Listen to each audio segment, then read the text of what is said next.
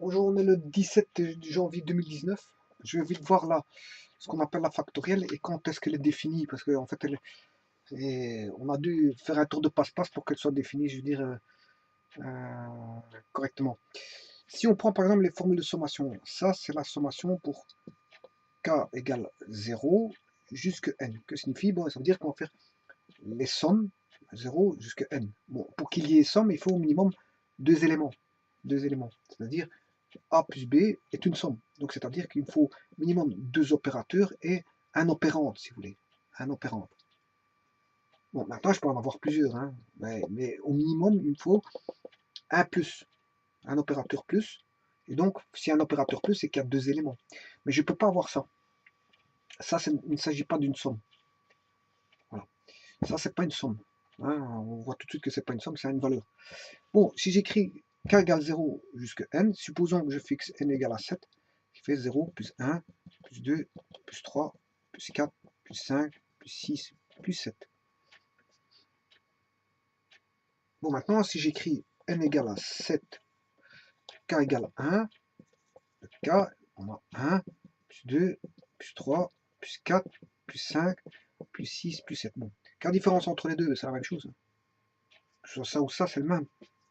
Parce que le 0 pour l'addition, il est neutre. Et donc, il ne joue pas grand-chose. Bon, que signifie cette lettre-là? C'est la lettre sigma. Sigma, c'est une lettre grecque qui commence par S, et le S de somme. Donc ici, 0 plus 1 plus 2 plus 3 plus 4 plus 5 plus 7. On peut le faire par Excel. Hein. Par Excel, on sait facilement faire ça de deux manières. Voilà, de deux manières. Bon, sachez que ceci donne une formule qu'on peut utiliser directement le n, qui est n fois n plus 1 de tout sur 2. Hein.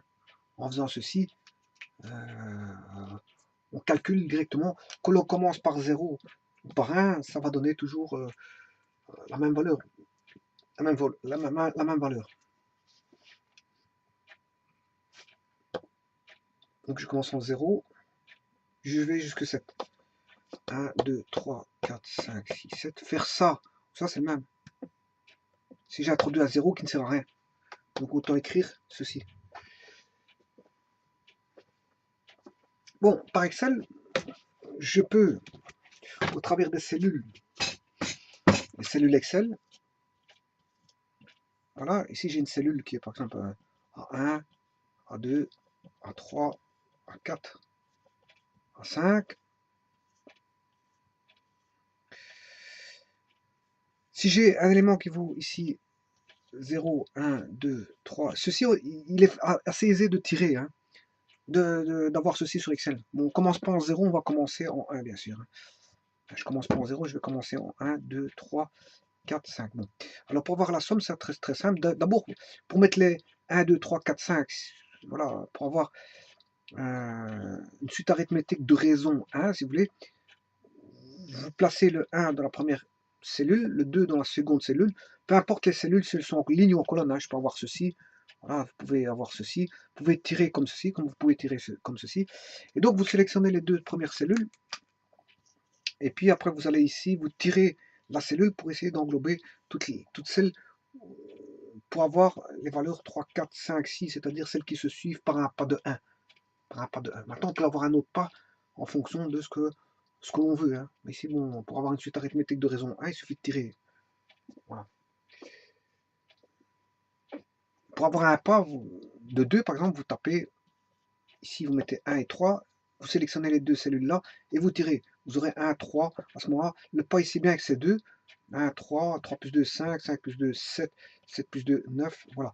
Mais là, le but du jeu n'est pas d'obtenir un pas de 1 ou de 2 ou de 3, peu importe sur Excel, mais tout simplement, comment avoir une sommation sur Excel assez simple. Ben, en fait, vous vous placez ici et vous allez chercher soit la fonction, dans les fonctions mathématiques, vous avez la fonction somme, et vous sélectionnez tout ce qu'il y a à sommer. Voilà. Et vous le placez dans une cellule adéquate, bien sûr.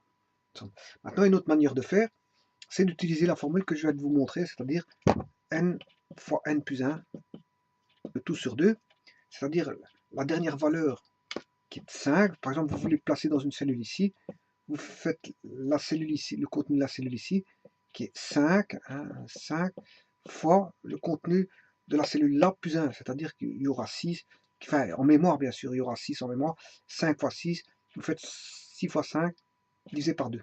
Voilà, vous faites une division par 2 du contenu de la cellule là fois le contenu de la cellule là plus 1, le tout divisé par 2, et vous allez avoir le résultat qui va s'inscrire dans la cellule que vous avez sélectionnée. Bon, donc il y a deux manières de calculer la somme, soit par les fonctions, ou vous pouvez cliquer aussi par, voilà, la formule de sommation se retrouve sur un bouton. Voilà, vous cliquez sur le bouton et vous aurez directement la somme. Pas besoin d'aller chercher les fonctions.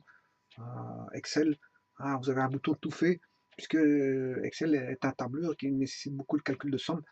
Donc, mettre un bouton, je veux dire, plus facilement accessible, très facilement accessible. En un clic, vous avez la fonction somme. Pas besoin d'aller rechercher dans l'ensemble des fonctions pour aller la rechercher et commencer à l'introduire. Non, d'un simple clic, vous avez la fonction somme. Bon, maintenant, si vous ne voulez pas faire la fonction somme, je vous dis, si c'est une suite arithmétique de raison 1, attention qu'il faut que la raison soit 1, suite arithmétique de raison 1, la formule ici est valable pour une suite arithmétique de raison 1 telle que celle-ci, 1 plus 2 plus 3 plus 4 plus 5. Bon, vous pouvez commencer en 0, mais bon, je vous dis, ça ne changera rien. Ça ne changera rien, parce que si vous avez une cellule qui contient du vide, bon, le vide, vous pouvez additionner éternellement ceci à du vide, vous aurez toujours la même somme, parce que le 0, il est neutre. Voilà. Donc, on peut utiliser cette formule-là sur Excel ou utiliser celle-ci. Si vous utilisez ceci, vous avez la formule sommatoire. Si vous utilisez ceci, c'est vous qui vous a introduit la formule-là que je viens de mettre. Voilà. Et donc, bon, vous comprendrez que si je mettais ceci, n égale 50, vous comprendrez que vous n'avez pas commencé à faire la somme manuelle. Hein. 1 plus 2, enfin ici je vais commencer en 1. Voilà, je vais commencer en 1. Voilà, on va toujours commencer en 1. On fait 1 plus 2 plus 3 plus 4 plus 3 petits points plus i plus 3 petits points jusque 50. Bon, vous n'allez pas faire ça mentalement, ni manuellement, ni par Excel. Pourquoi vous allez utiliser directement la formule 50 fois 51, l'élément n, dernier élément, fois son successeur qui est 51, ou son consécutif, le consécutif du dernier élément qui est 51, le tout divisé par 2, et vous aurez la réponse directe. Donc, il n'y a pas à calculer, je veux dire, une somme comme ça. Voilà. Donc ça, c'est une somme arithmétique de raison 1, et sigma est la formule de sommation qui signifie sommation. Bon, maintenant, vous allez me dire, ouais, mais n, il commence en combien? Le cas, on s'en fout, hein, le cas, il commence en 1. Ici, c'est un pas de 1, je peux commencer à faire des pas de 2 ou de 3, mais ici, c'est un pas, c'est une suite arithmétique de raison 1, donc je prends un pas de 1. Le cas, il appartient, si vous voulez, à n. Et ici, comme j'extirpe le 0, ben c'est n sauf 0. Voilà, j'ai extirpé le 0. Mais ce qui m'intéresse le plus, c'est ce n-là. Le n appartient à quoi? Mais il appartient à n. Logiquement, pour avoir une somme, il faut que j'ai minimum ceci. N égale 2, minimum. Donc, quelque part, n appartient à le n, petit n, appartient à n, sauf 1 et 2. Logiquement, oui, pour avoir une somme, pour avoir une formule de sommation, je dois extirper le n égale 1. Je peux avoir 2, hein. 2 c'est le minimum que je peux avoir. Pour avoir une somme, il faut que j'ai 2 éléments, donc n égale 2. Je peux avoir 3, bien sûr, si n vaut 3, ben j'ai une somme de 3 éléments. Si j'ai n égale 4, j'ai une somme de 4 éléments, etc. Vous voyez l'avantage de mettre k égale 1 plutôt que k égale 0, c'est d'avoir 1 qui correspond à sa cellule sur Excel. Par exemple, si vous mettez, si la cellule vaut, le numéro de cellule vaut 1, vous avez la valeur 1. Si vous avez le 2, numéro de cellule vaut 2, ben, la valeur c'est 2, le numéro de cellule vaut 3, la valeur c'est 3. Donc on peut simplifier la valeur de le numéro de cellule et sa valeur. Le numéro de cellule et sa valeur. Contrairement à si vous mettiez 0, hein, la case, le numéro 0 correspondrait à 1, voilà, le numéro 1 correspondrait à 2, là vous aurez un décalage. Voilà. Donc ici, en faisant ceci, en faisant k égale 1, ben, je veux dire, là, le premier élément, c'est la valeur 1. Le deuxième élément, c'est la valeur 2. Le deuxième, l'indice 3 vaudra, la valeur 3 vaudra l'indice 3, etc., etc. Donc, si je fais plus n, ben, j'aurai ceci, plus i, plus 3 petits points, plus n. Ce qui veut dire que I vaudra exactement l'indice I. L'indice I, la valeur I voudra son indice, si vous voulez. Voilà l'avantage de mettre k égale 1 et ne pas avoir un décalage avec le 0. Parce que si je mets k égale 0, là, k égale 0, là, à ce moment-là, l'élément 1, c'est 0, mais l'élément 2, c'est 1, l'élément 3, c'est 2, l'élément 4, c'est 3, et voilà. Et l'élément, donc l'élément 0, l'élément 1, c'est 0, l'élément 2, c'est 1, l'élément 3, c'est 2, et l'élément 4, c'est 3. Donc l'élément i plus 1, la valeur vaudra i. Et pour éviter ce problème-là, mais je fais en sorte que l'indice de l'ième élément correspond à sa valeur. C'est-à-dire que pour éviter ce problème-là, je fais k égale 1. Voilà. Sans aucun problème. Bon, en faisant ça, je dois expliquer quoi? Bon, pour avoir une somme, pour avoir une somme sigma, sigma veut dire somme, hein, ça veut dire somme, il faut minimum 2 éléments. Donc, logiquement, si on veut être logique avec soi-même et respecter les mathématiques, pour être puriste, je veux dire, on enlève le cas n égale 1. Je devrais enlever ce cas n égale 1. Donc, n appartient à n sauf 0 et 1. Je pourrais pas mettre le 0 et 1. Je peux pas mettre 0 et 1. Voilà, donc ce qui veut dire que je vais enlever j'ai tous les nombres sauf 0 et 1 qui sont là. Donc le n appartient à n sauf 0 et 1. Bon, maintenant, on va faire une exception. On va faire une exception. On va se dire que, ouais, c'est vrai qu'il faut 2 éléments. Mais on va faire une exception pour n égale 1. Et accepter la formule ici de sommation, alors que ce n'est pas une sommation. Si n vaut 1, ben, en fait, je n'ai fait aucune somme. Je vais de k égale 1 jusqu'à n égale 1, je n'ai fait aucune somme, puisqu'il n'y a qu'un seul élément. On se dira que, bon, quand on associe, ben, on acceptera l'écriture de somme, sommateur, alors qu'il n'y a pas de somme. Mais on dira que ça fait 1. Donc, quelque part, qu'est-ce qu'on va se dire? On va se dire qu'on va accepter, on va faire un prolongement, si vous voulez, n appartenant à n sauf 0. Et là, quand j'écris ceci, bon, n, c'est n sauf 0. Voilà. Donc quand je commence en 1, je ne peux pas avoir le 0. Je ne peux pas mettre 0 ici.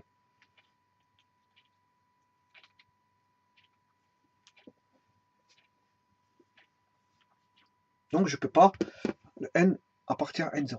Voilà. Donc si je fais ceci, il n'y a pas d'élément, mais le k vaut 1. Il n'y a pas d'élément, mais le k vaut 1. Ça correspond à un cas de figure, je veux dire, un petit peu, je veux dire, bizarre. Hein. Parce qu'il n'y a aucune somme, hein, puisqu'il n'y a pas d'élément. Et voilà.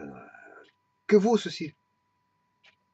Normalement, les indices doivent être supérieurs, je veux dire, les indices doivent être obligatoirement supérieurs ou égal au k.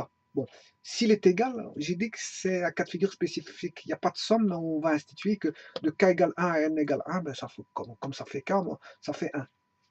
Ça fera 1. Mais pour n égale 0, normalement, je ne peux pas. Parce qu'on commence d'un k égale 1, je ne peux pas descendre à n égale 0. Donc ce cas de figure-là, c'est un cas, je veux dire, assez bizarroïde. C'est bizarroïde. Et il n'est pas bizarre, c'est parce qu'on ne peut pas. Parce que le cas, normalement, il doit aller par pas de 1. Si on va par pas de 1, plus 1, mais je ne peux pas descendre à n égale 0, puisque voilà, n égale 0, ça voudrait dire que déjà, il n'y a pas d'élément. Il n'y a pas d'élément, et que bon, voilà. Et le premier cas vaut 1. Il n'y a pas d'élément, le premier cas vaut 1. C'est vrai que c'est un petit peu biscorneux comme écriture. Eh bien, on va voir la même chose au niveau non plus des sommes, mais des produits. Si je fais le produit, c'est la lettre pi. Le produit, c'est la lettre pi. Pi, tout comme la somme c'était sigma, le produit c'est pi. Bon. Alors pour la somme, on faisait un ajout de 1, on avait une suite arithmétique de raison 1. Ici, on va multiplier tout par le précédent. On a un produit, voilà, de voilà, 1 fois 2 fois 3 fois 3 petits points fois i fois 3 petits points fois n. Ce qui veut dire que si n vaut 3, bon, tout d'abord, qu'est-ce que c'est que le 2? Le 2, c'est le successeur de 1. Le 3, c'est le successeur de 2. Ou, si vous voulez, pour ne pas parler de successeur, le 2, c'est le prédécesseur de 3, mais le 3, c'est le successeur de 2. Voilà, mais on dira consécutif. 3 est le consécutif de 2. 4 est le consécutif de 3, et ainsi de suite. Voilà.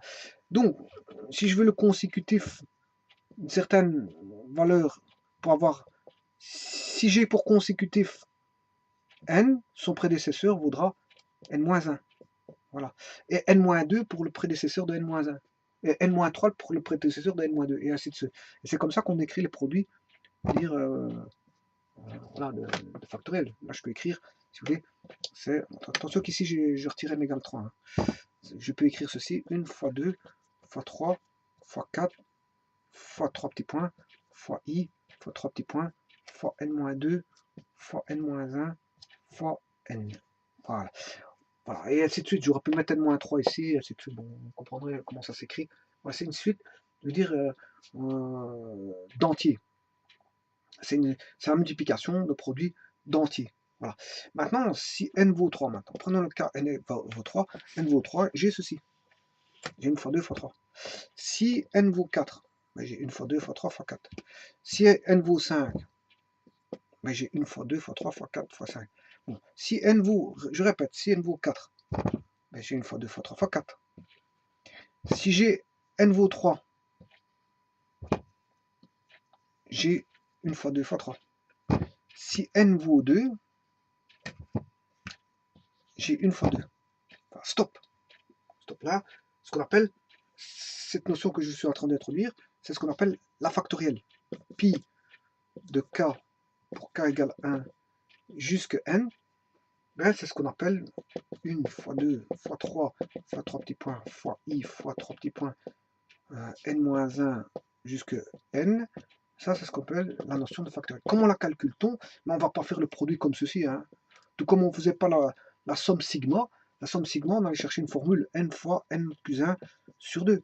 Ben, ici, on va aller rechercher la n factorielle. Chose qui existe dans la machine à calculer, bien sûr. Dans mon cas de figure, dans la Casio ici, ben, vous appuyez sur, bien sûr, allumer la machine. Vous appuyez, par exemple, j'ai la factorielle de 5 factorielle, hein, qui se trouve shift ici. Je ne sais pas si on voit, c'est un x factoriel. On ne le voit pas bien, mais enfin bref. Voilà, et je calcule ceci. Regardez ce que ça me donne. Ça fait 1 fois 2 fois 3 fois 4 fois 5, ce qui fait 120. Voilà. Donc, les machines à calculer connaissent ceci. Hein. Elles connaissent donc la factorielle. Les ordinateurs, bon, c'est programmé facilement par une méthode spécifique, la factorielle d'un nombre. Donc, on va aller par formule et non pas calculer ça, soit manuellement ou mentalement, ou peu importe, par des voies, je veux dire, itératives. Non, on va le faire de manière par formule, c'est-à-dire n factorielle. De toute façon, elle est déjà calculée de manière itérative au niveau du programme. Donc, voilà. Mais si vous utilisez Excel, vous devez introduire les cellules et, voilà, et faire la multiplication adéquate de chacune des cellules entre elles pour avoir la multiplication totale. Voilà. Et donc c'est une multiplication un peu spécifique parce que c'est la multiplication des entiers. Et vous voyez bien que c'est comme la sommation, je commence pour k égale 1. Donc l'indice correspond à la valeur du facteur. Hein. L'indice 1 correspond à la valeur 1. L'indice 2 correspond à la valeur 2. La position du 3 correspond à la valeur 3. La position du 4 correspond à la valeur 4. Voilà, et ainsi de suite. Bon, c'est comme ça qu'on met les indices, bien sûr, dans un ordre ordonné pour écrire. On ne va pas écrire 3 fois 4 fois 1 fois 2. Non, on n'écrit pas de manière désordonnée. On écrit de manière ordonnée. Donc, on met une position, je veux dire, à la position 1, on va mettre la valeur 1, à la position 2, la valeur 2, la position 3, la valeur 3. Et entre toutes ces positions, on met le produit, la multiplication, si ce n'est que pour le dernier et pour le premier. On ne met pas de produit, on ne met pas de fois au premier, au dernier, mais on en met dans les intermédiaires. Voilà. Alors, ouais, Maintenant, la discussion se pose comme tout à l'heure. Quand on avait pour les sigma, pour les sommes, ben, on a dit qu'on devait que n appartenait à n sauf 0. Ouais, minimum 1. Minimum 1. Et alors que 1 n'était pas une somme. Rappelez-vous que j'avais dit, bon, ça c'est un cas spécifique. Hein. K égale 1, parce que n égale 1, c'est un cas spécifique. Il n'y a pas de somme là, il y a qu'un élément. Là, on l'a quand même prolongé. On va se dire, bon, ça fait 1, on n'a rien fait, il n'y a qu'un élément, il n'y a pas de somme, mais on le considère qu'en tant d'élément de sommation. Mais pour les puristes, c'est pas vrai. Hein. Pour un puriste, il n'y a pas de somme là-dedans. Hein. C'est un élément qu'on pose. C'est un élément qu'on pose, mais on l'accepte en tant que, voilà, par l'intermédiaire d'un prolongement que l'on fait. On acceptera ça. Par contre, on n'acceptera pas n égale 0. Je ne peux pas écrire ceci pour la sommation. Bon, maintenant, voyons voir pour la multiplication. La multiplication, c'est pareil. C'est tout à fait pareil. Pour avoir une multiplication, il faut deux éléments. Hein, pi, k égale 1 jusque n. Bon, il faut minimum deux éléments. Là, j'aurai une fois deux. Voilà, j'ai deux éléments. Parce que si vous mettez n égale 1, là, il n'y a pas. Si n égale 1, j'ai ceci, j'ai qu'un élément, j'ai pas de produit. C'est un peu la même chose que je vous ai expliqué avec les sommes. Bon, c'est un cas particulier, il n'y a pas de produit. Mais j'écris malgré tout la formule de produit. Donc, normalement, je dois l'éjecter, ça, parce qu'il n'y a pas de facteur. Or, la notion de factoriel signifie facteur. Et là, il n'y a pas de facteur ici, parce que j'ai qu'un élément tout seul. Donc, ce qui veut dire qu'en d'autres termes, n devrait appartenir, je n'ai pas dit doit, enfin, j'ai pas dit appartient, je devrais, dans mon sens à moi, n appartiendrait à, si vous voulez, n, je ne parle pas du cas, hein, parce que le cas il commence en 1. Alors, n appartient à n sauf 0 et 1. Voilà. Bon, mais ça ne se passe pas comme ça en fait. Quelque part, on se dit, bon, c'est vrai que c'est pas un produit ici. Pour les puristes, c'est pas un produit. Mais malgré tout, on va dire, on va quand même le prendre. On va dire que quand on voit ceci, mais ça fait 1. Donc, ce qui veut dire que le 1, je vais quand même le prendre. Voilà.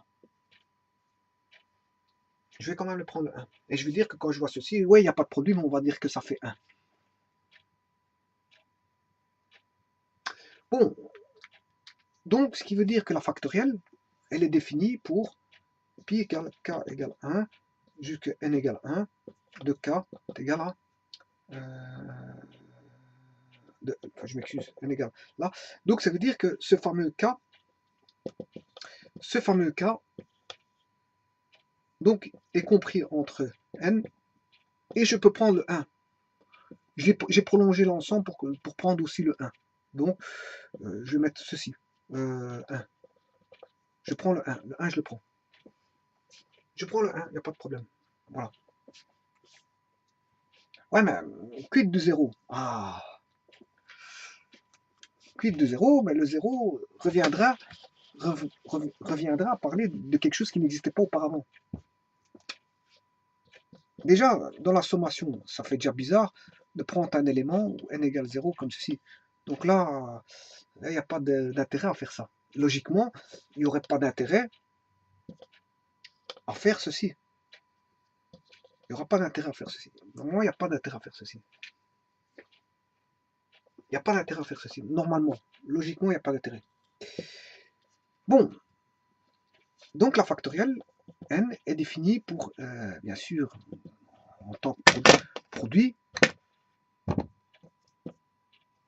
de k égale, on accepte n égale 1, hein, voilà, de ceci. On accepte n égale 1. Si n vaut 1, on accepte. 1 factoriel de 1, si vous voulez, on va dire que ça fait 1. Oh, factoriel de 2, c'est 1 fois 2. Hein. Voilà, un factoriel de 3, c'est 1 fois 2, fois 3, et ainsi de suite. Voilà. Bon, mais ici, il se pose encore un autre problème. Là, on ne faisait pas, ça ne nous posait pas le problème de calculer ceci, parce que, bon, dans la sommation, on sait bien que c'est un pas de 1, on va pas reculer en arrière. Bon. Par contre, ici, il y a un cas de figure ici un peu spécifique. Ça, en fait, ça correspondra à quoi? Ben là, ça correspondra à la factorielle de 0. Ça, c'est ce qu'on appelle la factorielle. Et si la factorielle de 0, je sais la calculer, 0 factoriel, la machine la calcule. C'est que le programme le permet. Et si le programme le permet, c'est des informaticiens qui ont fait ça. Hein, il y a toutes des conditions d'existence qui sont prises en compte par la machine, le programme de la machine. Les programmeurs font, prennent en compte, je veux dire, les considérations mathématiques des fonctions ou de la programmation. Donc, si ils ont programmé quelque chose dont zéro,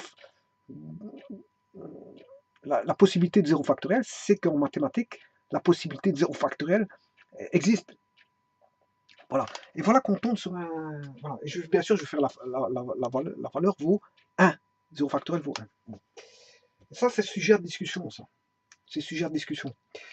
Auparavant, j'avais pris n appartenant à n sauf, j'avais enlevé le 0 et le 1. Bon, j'avais enlevé le 0, 1. Bon, j'ai dit, bon, là, on va accepter, malgré qu'il n'y a pas de multiplication, il n'y a pas de facteur pour n égale 1, ben, je vais quand même le prendre. Bon, je vais faire un prolongement, on accepte. Hein, et on va définir la factorielle à partir de 1. Ouais, bon. Mais ça constitue un cas, je veux dire, typique, je veux dire, de raison d'être. De raison d'être, 0 factoriel. 0 factoriel. Pourquoi le 0 factoriel l'ont-ils institué égal à 1? Parce que c'est comme une institution, on se dit, ouais, 0 factoriel, ça fait 1.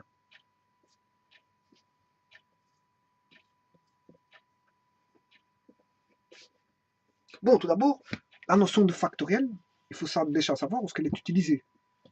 Hein, la factorielle est utilisée, on le retrouve dans le binôme de Newton, hein, avec les combinaisons. Triangle de Pascal, hein, triangle de Pascal, avec voilà, on est utilisé en combinatoire, si vous voulez. Le binôme de Newton, c'est beaucoup utilisé en combinatoire. Ben, on peut le trouver ailleurs, mais bon, généralement, dans les nombres complexes, on trouve bien sûr du binôme de Newton. Hein, quand on a voilà, des produits de, voilà, si on a de A plus BJ, si vous voulez, exposant X, voilà, X, là, je peux le faire par binôme de Newton. Hein. Mais généralement, je peux passer par une autre technique qui est la forme trigonométrique. Voilà. Bon, A plus BJ exposant X, exposant K. Bon, ben, je peux faire des démonstrations avec du binôme de Newton et donc utiliser la factorielle. La factorielle est utilisée dans beaucoup de domaines. Beaucoup de domaines. Donc en combinatoire, on retrouve la factorielle en statistique, en combinatoire, en probabilité, fatalement, en probabilité, le binôme de Newton. Bon, voilà, les lois de Newton. Qui est une forme de Newton, une forme de binôme de Newton, on les retrouve. D'ailleurs, j'ai fait un petit exercice il y a un ou deux jours. Donc on le retrouve en statistique, en combinatoire, en probabilité. On le retrouve bien sûr dans les nombres complexes quand il faut utiliser le binôme de Newton. On le retrouve bien sûr en analyse.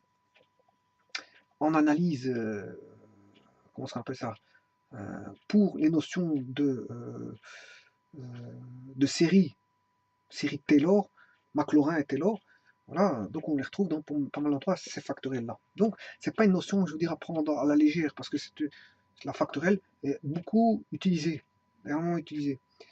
Ne pas savoir ce que c'est qu'une factorielle, il faut arrêter de faire des maths, parce qu'à ce moment-là, c'est un outil fondamental que vous ne connaissez pas, et que vous ne saurez pas utiliser, ou que vous n'utiliserez pas du fait que vous ne connaissez pas l'usage de la factorielle. Mais là, n'est pas le cas. Là n'est pas, je veux dire, l'essentiel. L'essentiel, c'est que pourquoi la factorielle de 0 vaut 1? Et alors là, à ce moment-là, comme on a l'usage comment on appelle ça, en combinatoire, combinatoire, rappelez-vous que ce que j'ai dit auparavant, le 0 n'existait pas auparavant. Hein, et quand il a fallu introduire le 0 en Europe, via l'introduction par ce 0 par le Fibonacci qui a aidé à pas mal de choses, mais qui a complexifié certaines choses. Aidé par le 0 a permis des écritures assez aisées. Rappelez-vous des chiffres romains. Hein. Bon, ceci, c'était pas assez aisé par rapport à une écriture qui est comme ceci. Hein. Ça, c'est une très belle écriture qui, voilà, qui reflète, je veux dire, une aisance de lecture, une aisance de calcul, etc. Ceci. Donc, mais le problème, c'est que le 0, dans certaines configurations, demande, je veux dire, des explications et des discussions. Des discussions. Et en voilà une. Sur pourquoi 0 factoriel fait 1. Alors que normalement, pour les sommations, je ne peux pas mettre n égale 0 parce que le pas augmente. Ici, on permet de faire ça. Hein. Normalement, le pas augmente pour le produit ou la sommation, hein, mais là, on permet de faire ceci, ce qui n'est pas très, je veux dire, on va dire, très judicieux, parce que ça pose un problème de compréhension, voilà. Et ce qui veut dire aussi que si on permet ça, ça veut dire que n appartient cette fois-ci à n. J'ai prolongé le 1, mais je vais prolonger quelque part le 0. Je peux calculer la factorielle de 0. Donc le factoriel de 0 est possible. Donc n appartenant au naturel, donc je peux prendre 0. Mais ça ne va pas comme ça. Bon, alors pourquoi je vous parlais de combinatoire? C'est parce qu'en fait, on peut expliquer ce fameux 0. 0 qui nécessite c'est du vide. Le vide, c'est du rien du tout. Rien du tout. Qu'est-ce que c'est que le rien du tout? Personne ne sait ce que c'est que le rien du tout. Parce que le rien du tout, bon, certains disent que c'est quand même quelque chose. Mais quand on n'a rien du tout en mathématiques, ça veut dire qu'on n'a rien. On n'a rien. Bon, quand faire des discussions sur du rien du tout, c'est un petit peu bizarre. C'est un petit peu bizarre. Bon, mais en combinatoire, les factoriels sont beaucoup utilisés en combinatoire, notamment pour ce qu'on appelle les permutations. Et les permutations, qu'est-ce que c'est? Les permutations, c'est tout simplement si j'ai trois cases, par exemple, 3 cases, et j'ai 3 éléments. Donc j'ai 3 éléments égales aux 3 cases. Voilà. Donc combien de possibilités ai-je pour mettre 3 éléments distincts dans 3 cases distinctes?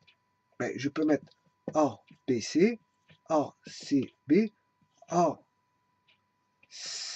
B, A, C, B, C, A, C, A, B, C, B, A. Qu'est-ce qu'on appelle une permutation cyclique? Voilà, une permutation cyclique, comme ceci. Regardez. Donc je mets A, B, C. Bon, je peux avoir à partir de A, B, C, c'est ceci. À partir de A, si je tourne de l'autre côté, je peux avoir CB. Voilà, j'ai déjà celui-là. Maintenant, à partir du B, à partir de B, je tourne par là, j'ai CA. B, CA. Si je tourne dans l'autre sens, j'ai B, AC. Il est là. Maintenant, à partir du C, je tourne par là, j'ai B, C, B, A. Par là, c'est C, A, B. Donc, j'ai toutes 4 figures. Donc, combien de possibilités de manière ai-je pour ranger 3 lettres distinctes A, B, C dans 3 cases distinctes? Vous voyez que j'ai combien de possibilités? Ben, elles sont là. Il suffit de les calculer. J'en ai 1, 2, 3, 4, 5, 6 possibilités. Alors, comment fait-on pour trouver, je veux dire, ce nombre de possibilités? Comment fait-on pour trouver ce nombre de possibilités? Eh bien, justement, c'est par les factoriels. Voilà. Par les factoriels, j'aurai la factorielle, sachant qu'il y a 3 cases, hein, et 3 objets qui sont des lettres ici ABC, comment mettre les 3 objets qui sont des lettres ici, les objets sont des lettres dans les 3 cases, eh bien c'est factoriel de 3. Bon, ce qui fait 6 possibilités. Donc, ce qui veut dire 1 fois 2 fois 3. Voilà. Et si j'avais eu 4 cases et 4 lettres, ben, c'est 1 fois 2 fois 3 fois 4. Et si j'avais eu 5 cases et 5 lettres, ben voilà, peu importe les lettres, hein, je pourrais mettre Z. Voilà, Z, je ne suis pas obligé de mettre ABC.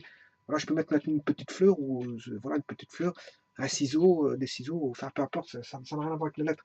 Mais j'ai autant d'objets que de cases. Donc combien de possibilités a-t-on pour faire, je veux dire, des arrangements possibles? Eh bien, c'est la factorielle. Hein, la factorielle. Bon, maintenant, voyons voir de plus près. On a extirpé dans un premier temps le 1, mais je l'ai reprolongé pour n égale 1. Bon, factoriel de 1, on a dit que c'est 1. Voyons voir qu'est-ce que c'est que ce 1. Bon, supposons que j'ai un objet, une case. Ben, j'ai qu'une possibilité de mettre un seul objet dans une case. Hein, c'est de mettre le A. Donc là, on comprend pourquoi factoriel de 1 vaut 1. J'ai qu'un objet. Combien de possibilités je peux mettre un objet dans une case? Mais 1, donc factoriel de 1, ça fait 1. Mais ça, on avait déjà introduit le 1. Parce qu'en fait, on a défini la factorielle. La factorielle est définie pour n compris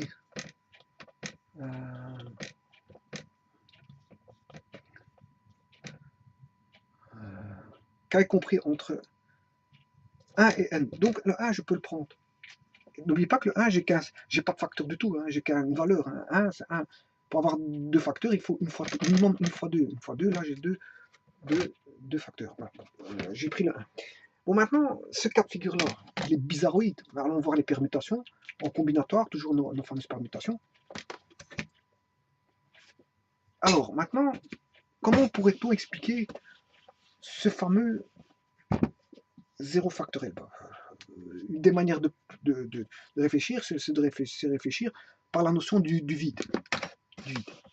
C'est-à-dire que le 0 au départ n'existait pas en Europe, c'est ce que je disais tout à l'heure, mais qu'il a été introduit, je veux dire, en Europe, pour les écritures de nombres, comme je vous l'ai dit, pour ne pas écrire des nombres un peu, je veux dire, bizarroïdes, qui étaient difficiles dire, voilà, de manipuler, et que l'une des meilleures manipulations, c'est l'écriture avec les zéros.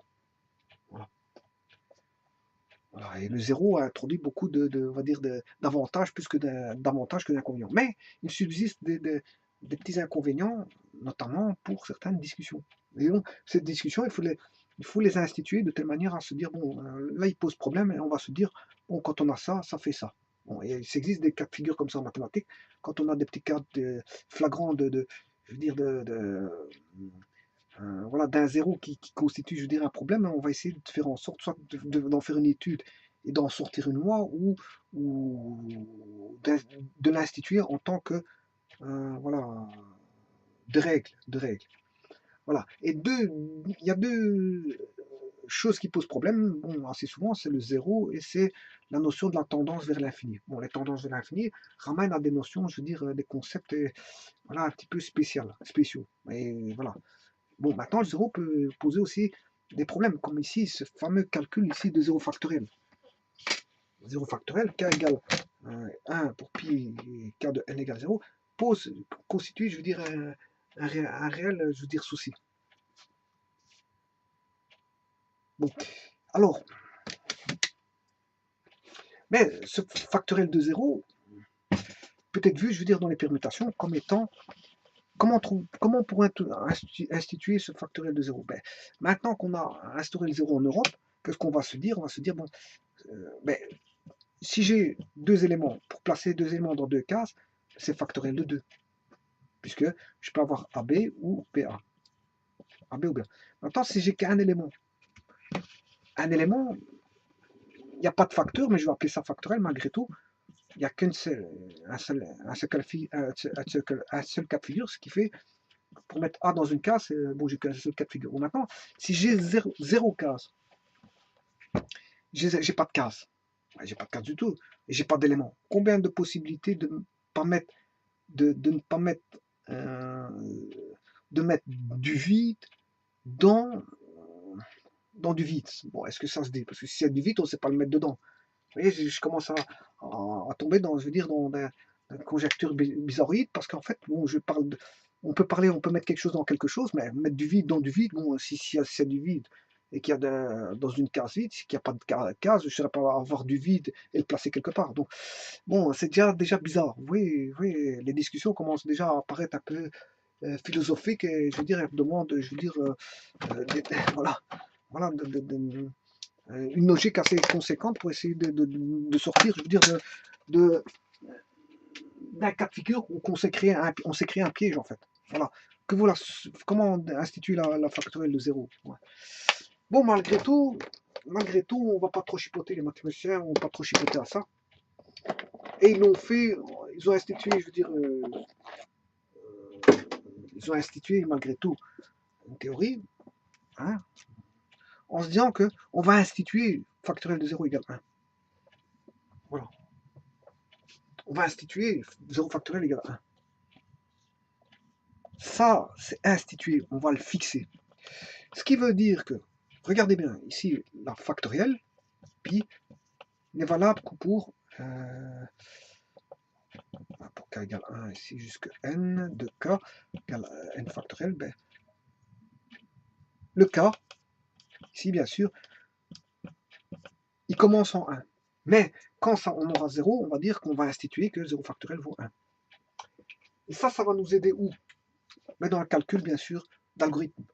Dans le calcul d'algorithme, on va instituer ça, je veux dire, au départ, et par récursivité, on va commencer pour k égale 1. Et quand on aura 1 moins 1 qui voudra 0 factoriel, ben on va l'instituer que, bon, la règle dit que quand on a 0 factoriel, ça fait 1. Voilà.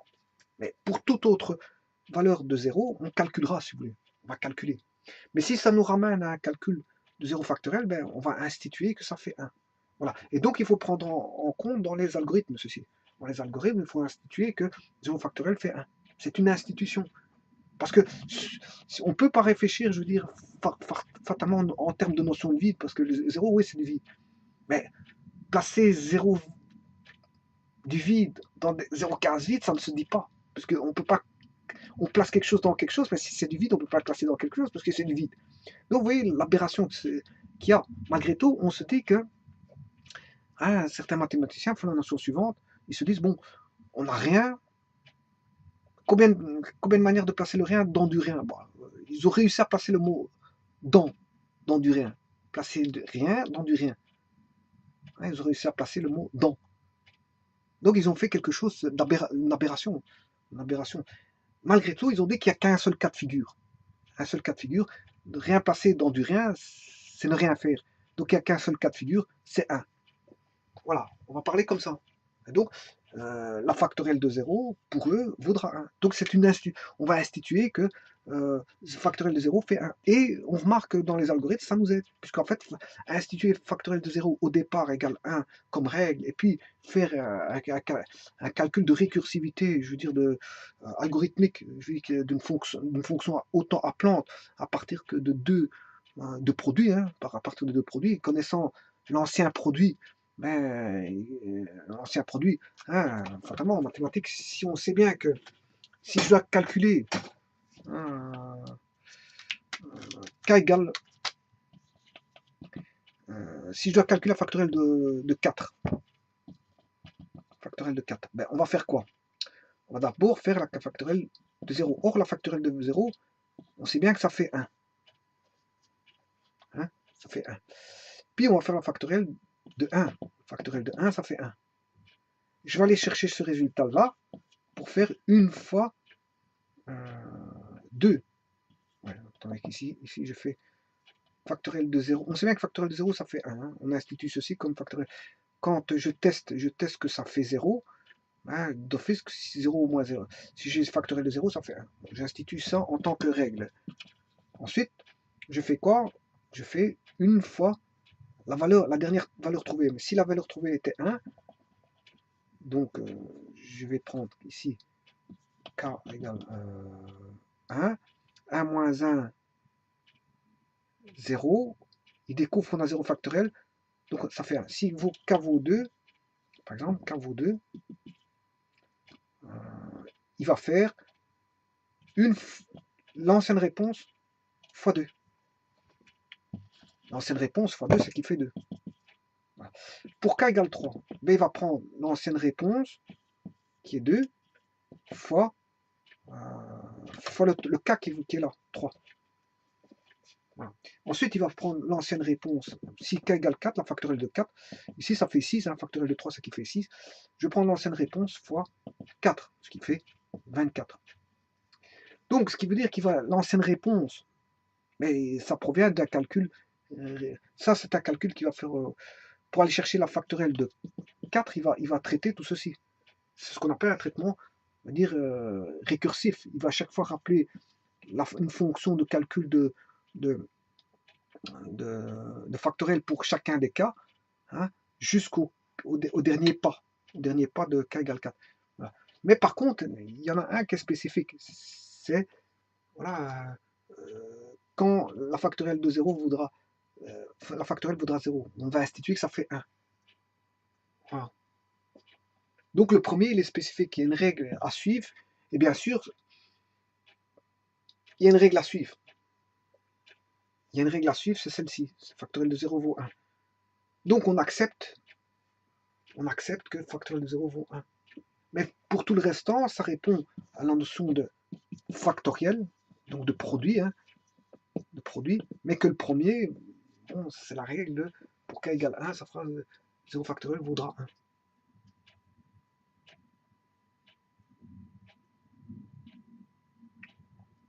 Donc vous voyez que c'est une règle, c'est institué, et dans les algorithmes, algorithmes où c'est...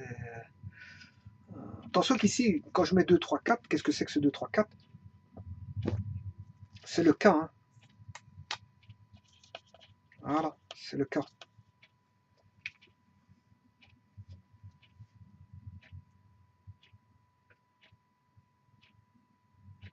Maintenant, qu'est-ce que c'est que ce cas cette valeur 2? Et c'est le cas calculé pour la valeur précédente. Voilà. En fait, et ça, c'est k-1 factoriel fois k. Voilà. Mais la factorielle ici, elle est calculée de manière récursive, hein. C'est juste le produit de deux valeurs, hein. C'est le produit de deux valeurs. Et elle retient à chaque fois la dernière valeur. Hein. C'est comme si je faisais par exemple 1 fois 2 fois 3 fois 4. Comment faire 1 fois 2 fois 3 fois 4 fois 5? Ben, vous faites 1, vous faites 1, 1 fois 2. 1 fois 2, ça fait 2. Voilà. Puis, 1 fois 2, ça fait 2. L'ordinateur a calculé de manière récursive qu'une fois 2, ça fait 2. Et puis, le nouveau k vaut 3. Faites 3 fois 2. Ça fait 6. Voilà. Il retient la valeur 6 par calcul récursif. Voilà, comme il connaît la factorielle du précédent et il multiplie juste la factorielle du précédent calculée de manière récursive multipliée par la le nouveau pas. Et ainsi de suite jusqu'au dernier pas qui est la factorielle de, voulu jusqu'au pas k égale n. N égale 4 par exemple ici. Je calcule jusqu'à 4. Si je calcule jusqu'à 4, ben, il fait 1 fois 2, hein, il a la réponse, puis il calcule, il a la réponse qui vaut 2, ceci fait 2, puis il fait 2 fois 3, qui fait 6, il a la réponse 6, puis s'il fait 6 fois 4, et le pas varie, hein, bien sûr, le pas varie, et il calcule de cette manière-là, mais il y a une règle à imposer qui est factorielle de 0 vaut 1, quand k vaut 1. Quand k vaudra 1, ben, fatalement, on aura n-1 factoriel. Comme on a n-1 factoriel fois n qui est l'algorithme principal, ben, si k vaut 1, si, je vais peut-être mettre ceci, voilà, si k vaut 1, voilà, 1 moins 1, c'est 0 factoriel, et là on l'institue, si on a 0 factoriel, on teste et on regarde, si on a 0 factoriel, ben, on institue que ça fait 1, et 1 fois 1 vaudra 1. On institue une règle. Voilà. Pour tout le restant, c'est pas une institution, c'est un calcul. Hein. C'est un calcul, c'est juste... voilà. Donc les mathématiciens, je veux dire, sont tombés, je veux dire, sur un cas de figure où factoriel de 0 vaut 1. Mais attention que cette factorielle de 0, hein, cette factorielle de 0 qui vaut 1 doit être valable pour les autres théories. Pour les autres théories. Pour les autres théories. Voilà. Donc, factoriel de 0, ça voudrait dire quoi? C'est un peu spécifique. Hein, il ne faut pas trop cogiter sur ça parce que, je veux dire, il n'y a pas de une règle instituée parce que, voilà, n égale 0, k égale 1, je peux déjà pas voir. Normalement, on peut pas avoir. On l'a prolongé hein, pour n égale 0, on dit que c'est valable, on l'a pris, 0 factoriel, on institue en règle que ça fait ceci, mais je peux pas avoir ça. Je peux pas parce que le n ici doit être supérieur au k. Supérieur ou égal à k, on accepte égal à k, mais il doit être supérieur. On ne peut pas descendre comme ça. Ça, c'est une aberration d'écriture, c'est vraiment quelque chose, je veux dire, un petit peu, je veux dire, voilà. Et on ne peut pas se dire, hein, si n vaut 1, ça veut dire que j'ai qu'un seul élément. Si n vaut 2, j'ai 2 éléments. Voilà. Mais si n vaudrait 0, j'ai combien d'éléments? J'ai pas d'éléments, j'ai pas d'éléments. Dire que j'ai pas d'éléments, mais le k démarre à 1. Bon, ça fait bizarre, hein. K démarre à 1, j'ai pas d'éléments, mais ça fait 1. Mais ça fait bizarre parce que je peux pas faire ça. Je peux pas faire ça. Comme je peux pas le faire pour la somme, je peux pas le faire pour la somme. Ça, je peux pas le faire parce que le n doit valoir 1. Je peux pas le faire, donc ceci, je peux pas. Logiquement, ça, on peut pas. Logiquement. Mais on accepte. On accepte, on se dit 0 factoriel égale 1. Voilà. Pour la raison des permutations, je vous ai expliqué avec le vide. Et voilà, on accepte pour certains, pour être corroboré à beaucoup de théories mathématiques qui sont autour de la factorielle et qui rendraient, je veux dire, voilà, quelque chose de... qui rendrait les choses un petit peu, je veux dire, farfelues si tout se rejoindrait pas à cette théorie-là de l'institution de 0 factoriel égale 1. Si on ne fait pas ça, dans d'autres théories, on va avoir beaucoup de problèmes. Mais que ça, en faisant ça, ben, ça va résoudre beaucoup de problèmes au niveau de l'écriture des factoriels, au niveau de certaines fonctions, etc., etc. Certaines fonctions, voilà. Attention que ici, la factorielle n'est valable que pour des cas entiers. Hein, donc des n entiers. Et donc des cas entiers. Mais sachez qu'un entier, c'est pas continu. Hein. Donc quand on va parler de continuité d'une fonction qui va introduire la notion de factorielle, attention, faites bien attention que la factorielle, c'est factoriel de 0, ça fait 1, factoriel de 1, c'est 1, factoriel de 2, c'est 2, factoriel de 3, c'est 6, factoriel de 4, 1 fois 2 fois 3 fois 4, 3 fois 4, 12, et ainsi de suite. Vous allez voir que ça va monter très très vite. Hein. Ça va avoir l'allure d'une exponentielle. C'est une exponentielle à l'allure, mais ça monte très vite. Contrairement aux sommes où ça monte très très peu. Les sommes, ça monte, mais pas de cette manière-là. Donc ici, vous voyez qu'il y a une aberration qui est corrigée, c'est la factorielle de 0. Factorielle de 0, voilà. Enfin, ici, c'est plutôt 0. Factorielle de 0, factorielle de 1, factorielle de 2, factorielle de 3, factorielle de 4, etc. Ici, il y a deux valeurs identiques, puisque factorielle de 0 et 2, ça fait 1. Là, ça fait 2. Là, ça fait 6. Là, ça fait 24. Donc, ce cas de figure-là, c'est un cas de figure, on va dire, institué. Bon, maintenant, qu'est-ce qu'on pourrait se dire? Bon, certains font beaucoup de réflexions un peu farfelues, mais bon, qu'est-ce qu'ils se disent? Bon, si j'ai la factorielle de k égale 1 jusqu'à n, alors on va mettre 5 de k. Qu'est-ce que je vais avoir? 1 fois 2, fois 3, fois 4, fois 5. Bon, là j'ai fait x2 pour avoir le successeur, j'ai fait x3 pour avoir le successeur, j'ai fait x4 pour avoir le successeur, j'ai fait x5 pour avoir le successeur, donc la factorielle de 5. Bon. Si je fais ceci, je divise par 4. Là, j'ai divisé par 3. Là, j'ai divisé par 2. Là, j'ai divisé par... Non, là, je divise par 5, je m'excuse. 5, 4, 3, divise par 2. Donc, on part du 1. Ouais, on part du 1. Tout ça, c'est bon.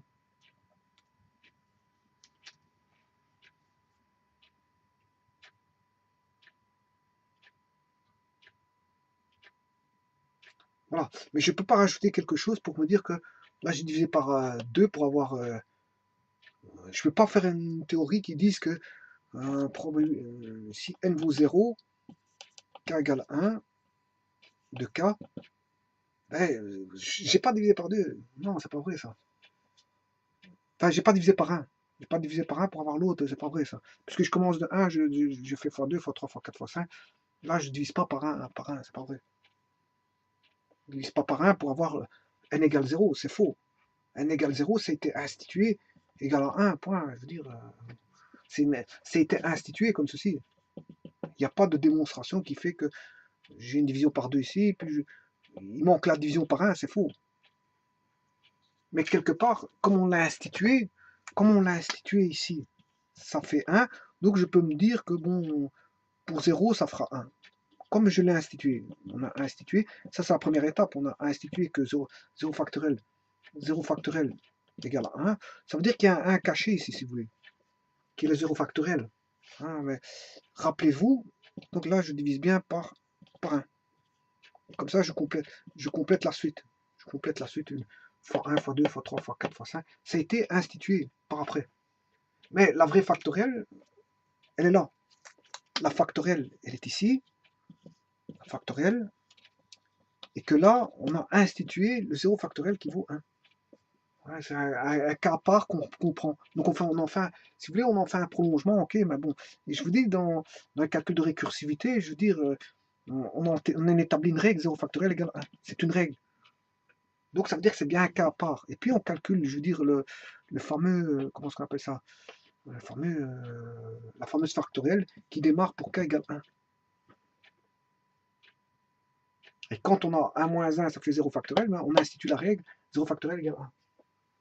Donc vous voyez bien que je veux dire, on a institué, bon, il faut que ça corrobore dans les autres théories, effectivement. Ben, dans les autres théories, il n'y a pas de problème, je vous le dis tout de suite, ça corrobore. Donc je peux vous dire que la factorielle, on peut retrouver la factorielle dans les développements de Maclaurin, etc., que je peux démontrer, je veux dire que la factorielle vaut 0 factoriel vaut bien 1. Ça, c'est pas un problème, ça.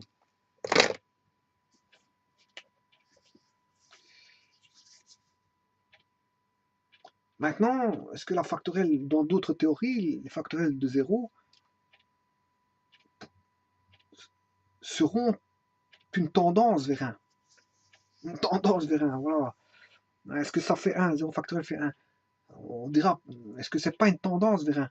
C'est plus une tendance vers 1 que la valeur 1, parce que la valeur 1 elle est obtenue pour n égale 1. Et pour n égale 0, ça veut dire n égale 1, on pourrait comprendre ça comme n égale 1, c'est la première valeur. Et pour n égale 0, c'est une valeur juste avant 1. Et juste avant 1, ben, on tend vers 1. Voilà ce que ça voudrait dire. On pourrait imaginer la chose comme ceci. Voilà. Que pour 1, ça fait 1, pour 2, ça fait 2, pour 3, ça... Enfin, pour 1, ça fait 1, pour 2, ça fait 2, pour 3, ça fait 6, pour 4, ça fait... D'ailleurs, on voit bien que ça augmente ici. Hein. Ça augmente. Pour 1, ça fait 1. Factoriel de 1, c'est 1. Factoriel de 2, c'est 2.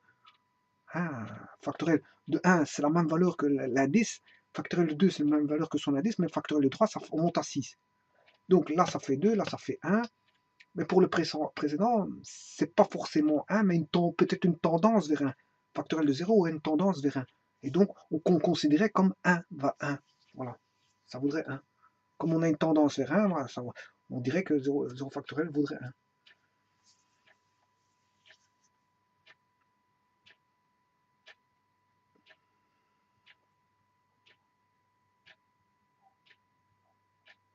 Donc ici, c'est institué en tant que règle. Hein. Je veux dire, bon, des démonstrations, on n'allait pas chercher des choses qui ont été... parce que la factorielle a donné des théories sur certaines fonctions, mais c'est pas à partir de ces fonctions, on va pas faire le cheminement inverse, hein, démontrer l'inverse, sachant que le 0 factoriel est une règle qui s'incorpore bien par rapport à des lois mathématiques. N'allez pas au travers de ces lois retomber sur la factorielle parce que la règle est établie par rapport au 0 factoriel. Non, ne faites pas l'inverse. Hein. Démontrer l'inverse, le factoriel de 0 fait 1 au travers des lois qui ont été données par la factorielle. Bon, c'est normal qu'on retombe sur factoriel de 0 vaut 1. Donc, il faut bien choisir. Si on veut démontrer le factoriel 0 vaut 1, il faut bien choisir, je veux dire, sa démonstration, parce que je veux dire, fatalement, si vous arrivez par un chemin qui va vous revenir au même point, du fait que cette loi utilise la factorielle et que la factorielle a comme règle que factoriel 0 vaut 1, mais fatalement, si vous faites toute une démonstration, que vous retombez sur factoriel de 0 égale 1, du fait que vous avez pris que la factorielle de 0 valait 1 au travers d'un cheminement, je veux dire, logique, totalement, c'est normal que c'est pas une bonne démonstration. Il faut trouver la démonstration judicieuse qui établit que 0 factoriel égale 1 et pas n'importe comment. Et ceci n'en est pas une. Hein. Ceci n'en est pas une. Faire x2, x3, x4, x5, et puis diviser par 5, par 4, par 3, par 2, et puis de se dire, ouais, là il manque le 1, ben, on va diviser, c'est que le 0 factoriel vaut 1. C'est pas vrai, ça, c'est pas une démonstration mathématique. Hein. Je m'excuse. Ça, c'est pas une démonstration mathématique, loin de là. C'est de se dire, bon, il manque un 1 pour faire la suite voilà, des produits ou de la division, hein, et de se dire, là, on avait sûrement 1. Non, c'est faux, ça. Parce que factoriel de 0, normalement, déjà le 1, je vous ai dit qu'il ne peut pas valoir une valeur en dessous. C'est comme si je faisais une sommation d'une valeur qui est en dessous du pas. Ben, je ne peux pas faire ça. Je ne peux pas, c'est interdit. Enfin, c'est interdit. Ben, on a institué, on a dit comme règle, bon, ça va, on accepte. Il faut accepter ça. Alors. Les règles, elles sont là pour être acceptées. Pour autant que ça fonctionne dans toutes les autres parties mathématiques, je veux dire, qui utilisent les factoriels. Et s'il y a égalité dans certaines façons de voir les choses, il n'y a pas de problème. On acceptera que 0 factoriel vaut 1. aurait une tendance vers 1. Parce que personne ne peut me prouver si c'est 1 exactement ou une tendance vers 1. Personne ne peut me prouver si ça a une tendance vers 1 ou 1. Et c'est pas en parlant du vide, déjà, quand on parle de notion de placer du vide, dans des cases vides, s'il y a des cases vides, il n'y a qu'il rien. Parler du vide, mettre du vide dans du vide, c'est illogique. Je veux dire, je veux dire, il y a une façon de mettre du vide dans du vide. Moi, je sais pas, c'est une façon de voir les choses un peu bizarroïde, mais enfin, bref. Le vide, on ne sait pas le passer dans le vide, parce que le vide, c'est pas un contenant. Donc, vous voyez, 0 factoriel de 0, c'est un sujet qui mérite de discussion, mais pas au travers de fonctions qui nécessitent déjà l'emploi de factoriel à la base et qui va vous revenir sur quelque chose d'assez, je veux dire, d'assez normal, parce qu'en fait, vous partez de quelque chose, d'une règle de départ pour en retomber sur une règle que vous essayez de démontrer par une règle de départ déjà incorporée voilà, dans la tournure mathématique que vous voulez voir. Mais ça, ce que je dis là, il faut bien comprendre les choses. Hein, c'est parce que je vais démontrer que factoriel de 0 fait 1, mais au travers de certaines choses, mais c'est pas dit que c'est pas dit que ce que je vais utiliser, je veux dire, est la bonne démonstration mathématique, c'est ça que je veux dire par là. Si on tombe sur factoriel de 1 égale 1 par une démonstration que je vais faire, et qui est tout à fait normale, c'est que si la normalité fait en sorte que c'est normal, c'est que il y a peut-être quelque chose qui fait en sorte qu'au départ, l'hypothèse de départ, je veux dire, aide à trouver, je veux dire, la finalité. Si l'hypothèse de départ est à trouver la finalité, et que c'est, je veux dire, évident, c'est pas une démonstration. C'est pas une démonstration. Ça, c'est pas une démonstration, c'est que vous avez rien prouvé de tout. C'est parce que vous êtes parti de quelque chose de déjà connu pour tomber sur quelque chose de reconnu. Voilà. Enfin, de toute façon, on verra. Factoriel de 0 égale 1, je l'ai à l'esprit. On va essayer de voir comment on peut voir les choses. Voilà, je vous remercie beaucoup.